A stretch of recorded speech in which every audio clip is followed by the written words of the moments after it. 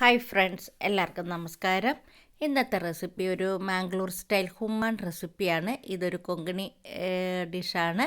ഇതിനായി ഞാൻ ആദ്യം 2 കിഴങ്ങ്, 1 കഷ്ണം ചേമ്പ്, 2 ചെറിയ വഴുതനങ്ങ, 2 പാവയ്ക്ക, ഒരു ചെറിയ കഷ്ണം ഉള്ളി സവോള ഇതിലേതെങ്കിലും എല്ലാം കൂടി ഇട്ട് നന്നായിട്ടൊന്ന് വേവിച്ച് എടുക്കണം. അതിനോടൊപ്പം തന്നെ മഞ്ഞൾപ്പൊടി, മുളക് പൊടി, കായപ്പൊടി ഇതെല്ലാം കൂടി ചേർത്ത് വീണ്ടും നന്നായിട്ടൊന്ന് വേവിച്ച് എടുക്കണം.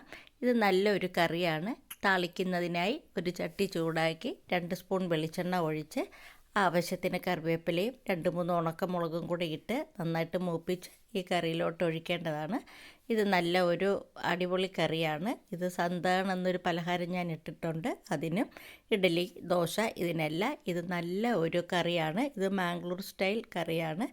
വീണ്ടും മറ്റൊരു എപ്പിസോഡുമായി കാണാം.